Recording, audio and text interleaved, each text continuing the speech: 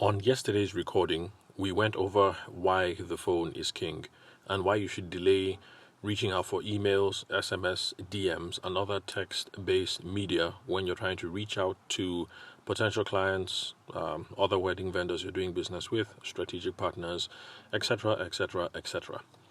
So I figured today we will flesh it out with a case study that perfectly illustrates some of the things that we spoke about yesterday to show how the reason why the phone call is the best is because of the speed that it affords you, the opportunity for building rapport that it gives. You're able to get nuance into the conversation, and you're able to get prompt feedback on specific items of the conversation and specific agenda that you guys want to push forward. You're able to get very specific and prompt feedback on those matters. And those were the reasons why I said, and well, not just me, some other podcasters out there also in the sales and marketing space who think that the phone call is the best way to go about it. So, the case study. I received a DM on the Instagram handle, not my wedding photography page, but the sales conversation Instagram handle. I received a DM from some folks at Love Weddings, and they wanted to reach out to see if we could do some collabos around the International Podcasting Day, which falls on September the 30th this year, in a couple of days. And so I thought it was an interesting idea because it's always good to, well, it's always fun for me anyway, to get to chat with people who are regular listeners to the podcast. And unlike the other people who have reached out before trying to sell sponsorships or trying to sell other kinds of collaborations that we could do, with the way that this direct message on Instagram was targeted, and from the way that they spoke, I could tell that the person sending the direct message on Instagram had indeed listened to a couple of the podcasts and was personalized, and so I figured I'd give it a shot.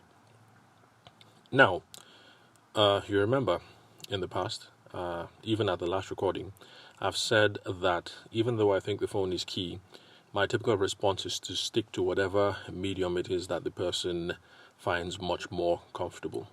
So when brides reach out to me on email, I continue the interaction from email just for a bit until I can gauge their level of, comfort and sophistication, see how well they're tracking along before I ask for the phone number. Because back in the early days, especially when I started off in Lagos, I noticed that email inquiries didn't convert well. And when I say convert, I mean take the next step whenever I asked for a phone call. So typically someone would have sent me an email saying, how much do you charge? And I would respond back by saying, can you give me your phone number so let's talk about this? And then they would go ghost.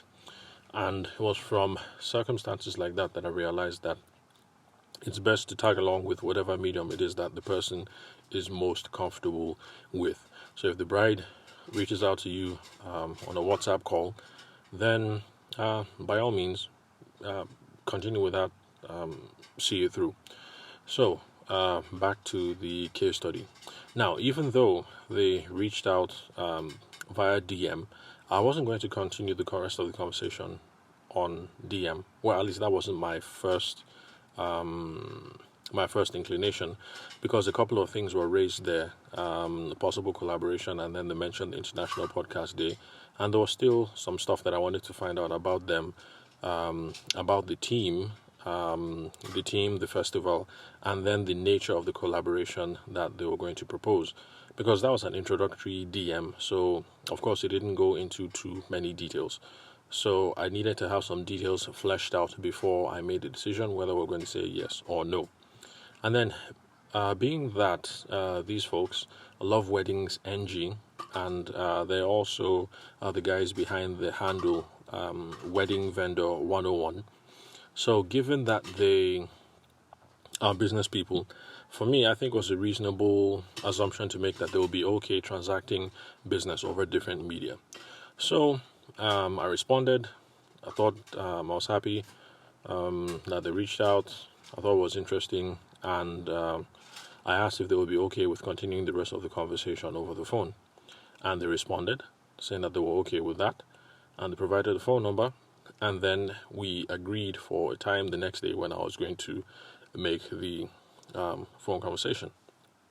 And it was a good thing that I did, because if I had decided to continue the conversation through the DMs, it would have taken us several days, and it would have slowed down the progress that we ended up making eventually. So I called up. The lady that I spoke to was Shay. So I got to find out about her, her team, how she does business. I got to find out about the International Podcast Day. Okay, that was one mistake that I made on my own end, because if you are going to follow through on opportunities and contacts, you ought to do a little bit of research by yourself. And I should have gone online to Google International Podcast Day to find out if it's indeed a thing, if it's an initiative that they are trying to start up. Just find out a little bit about the opportunity before calling them back, so that I would have known a few things and my questions would have been much more targeted and much more relevant, so I could get the information to decide on whether we would go ahead with this collaboration or not. So that's a mistake that I made, and that's something that you shouldn't do. So whenever you have a little bit of information, just hop on the Google machine like everybody else does, see what else you can find out, and then that way the conversation that follows is going to be much more useful and straight to the point.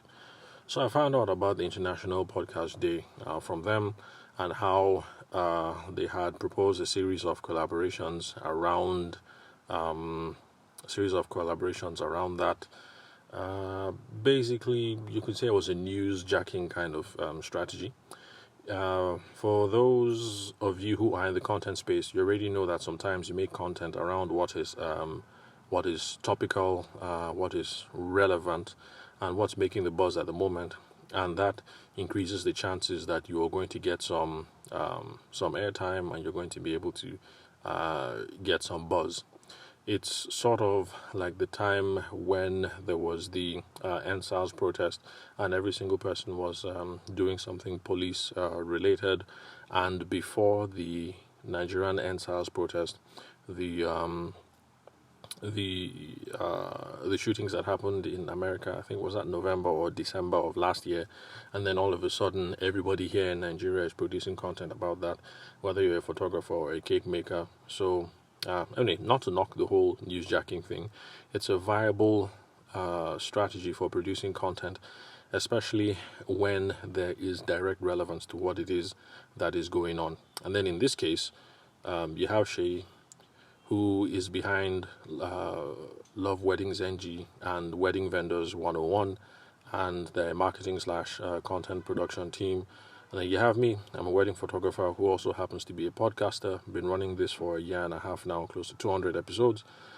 So in that case, International Podcast Day, you could say that there is relevance. In fact, it is highly relevant to what it is that is going on, especially since both of us, that is Shay and I, are some people in the wedding industry space who have always been worried about raising the level of the game, standards of professionalism, agreed best practices, let me put it that way, best practices, and raising the level of professionalism in industry. And since we're both content producers, this ties in directly, because we can use our media, me on the podcast, them on their written, they use primarily the written format, so to see how we can raise the level of the game. Anyway, I digress. So bottom line is, I got to find out about her team. I found out about the International Podcast Day, and we were able to riff on a couple of collaborations. So pay attention. I will let you guys know in the future if we're going to have some IG lives running. They're also going to put my profile out there, and a couple of other podcasts in this space. That's in the wedding and event industry space. Well, that was a good part of the conversation, because I assumed I was the only one. Because as far as I can tell, a lot of the Nigerian podcasts out there are either gist / gossip related, and there are some really big ones on political matters, but I couldn't see much in the business space, not to talk of in the wedding space. So I assumed that there was just me, but it turns out she was able to find 10 other viable podcasts by their own estimation, anyway. So in the future, look out for that as well. On this show, I'll be talking about some of the other podcasts that are out there so that you guys can see different perspectives about how we can up our game as wedding industry or professionals. So that's a summary of the stuff that we're able to achieve. Who is our team? What's the International Podcasting Day about? And what's the nature of the proposed collaboration? Now, if this was something that we were going to do over the DMs, you can easily see how this would have taken several days. The whole thing about who is your team. Well, first of all, when you are on a DM kind of route, DM, email, or WhatsApp, for some reason, I think it's just the psychology of text, that when you're in the text-based space, you really have to cut the fluff and get straight down to it. You're not going to be able to build much of a rapport, and the whole questions, the whole chat about her and her team might have seemed like a detour or me just being unnecessarily inquisitive. But then when you're having a conversation over the phone and you find out that, okay, this person that you're speaking with is really personable, talking about members of the team or your other business interests is just a normal part of the process, and it's not like tatafo, it's not gossip, and it's not being unnecessarily inquisitive. So, summary, trying to achieve these three things, if we had continued through the Instagram DM, would have taken us 1 week and would have lost some time, since the event, the celebration, is going to be on September the 30th. But because we had a phone call, we're able to get done with all this in less than 10 minutes, and we have some agreed next two steps. And basically, we're able to wrap things up pretty quickly. Now, this is not to say that if you initiate things using phone calls, or if you use phone calls to expedite things, that it doesn't mean that you have to use the phone call every single time for every single thing. So at this point that we have made progress with this initial phone call, DMs here and there, WhatsApp messages here and there, emails here and there might be expedient to move things along, because it's possible that she might call and I'm busy, or I might call, she's busy, and then we fall into that SMS and DM route. But the most important thing is that the phone call, we're able to use that to torpedo the whole process forward, and relatively quickly. So I hope I've been able to use this as a case study to flesh out why it's important to pick up the phone, to start with the phone if you can, given the circumstances, when you're talking to potential clients, other vendors, and resource people that you're going to be doing business with. So again, summary, like we did at yesterday's podcast, the phone is king over email, SMS, and DMs, because you have speed on your side. You're going to be able to wrap things up quickly. You're going to build rapport. Building rapport over a DM is hard. You're going to be able to gauge nuance in the conversation, and you're going to be able to get prompt feedback on suggestions. So for some of the things that we were discussing, like the IG Live, the proposal for the profile of other podcasters, and I think there were two more. Okay, there was one more, the Clubhouse. We're able to arrive at, we're able to get prompt feedback. Is this a good idea? Yes or no, and why? What about this? Good idea? Yes or no, and why? Okay, so for these ones that are good ideas, is this okay as a next step? Okay, no problem. So I'll give you feedback after talking with the rest of the team during the weekend. And that was it. Pretty sharp. 10 minutes, and now we're making progress. So I'll keep you guys updated. I promise to let you guys know how it goes. I'll let you know about the IG Live session when we agree to it, so that you guys can hop on there as well. And if we pull through on the Clubhouse session as well. And let's see what else. Okay, and then for the other 9 podcasters that she found, I will listen to the podcast, and if any of them I think are relevant for the sorts of stuff that we talk about here, I'll let you guys know. Even if they're not relevant, I'll still put it up anyway, just so you guys can see what else is out there in the podcasting space. So thank you very much for listening to the Sales for the Nigerian Wedding Industry podcast. I'm your host, Abuja-based event and wedding photographer, Tavishima Ayede. Thank you for your time and attention. I'll catch you guys at the next recording, and I hope I'm finally beginning to convince some of you out there that phone calls don't necessarily have to be scary, so long as you have a nice questioning framework for how you're going to move through the whole conversation. And in fact, it is a good thing to get the ball rolling. But of course, remember, you're dealing with two people on the other end. So just like I asked Shay if she would be okay to hop on the phone call, you should also put out some primers out there to try and see what the other person is comfortable with. If they're comfortable with video calls, WhatsApp video calls, or what's that one called? iTunes. No, not iTunes. FaceTime. If they're a FaceTiming person, you are the professional here, so it's your responsibility to suck it up. Even if you don't think you have an attractive face, just suck it up and get on with whatever medium that they find that they are most comfortable with. So thanks, guys. I'll catch you at the next recording.